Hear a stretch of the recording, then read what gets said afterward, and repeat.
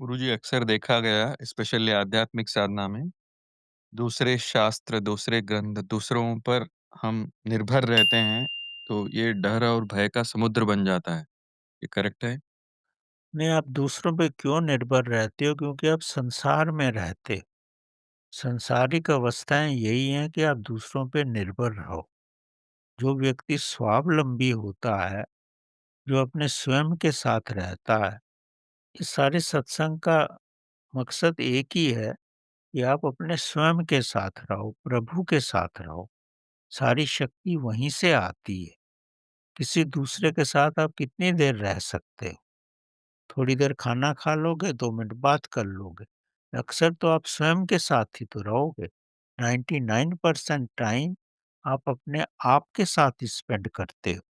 तो आपको अपना पोटेंशियल पता होना चाहिए कि आप किस कार्य में ज़्यादा समर्थ हैं और किस कार्य को विकास कर सकते हैं। और विकास करने का साधन जो है, आप जागरूक अवस्था में रहो। अब जागरूक अवस्था का मतलब क्या है? आप जब खाना खाते हो, तो खाने को इतनी बार चबाओ कि वो खाना आपकी लार के साथ एक हो जाए। तो जितनी देर चबाओगे उतनी देर आप स्वयं के साथ ही हो ना। आप ये तो है नहीं आप चबा रहे हो और देख उधर रहे हो, वो नहीं होगा।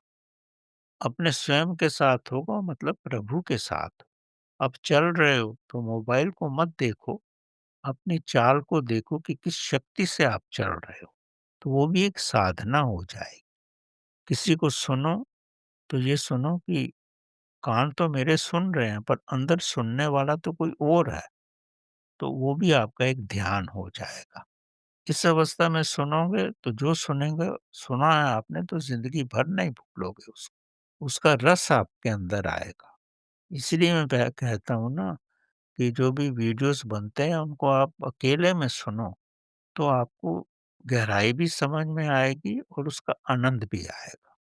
और फिर उसके अनुसार आप चलने भी लगोगे, तभी उसका लाभ है।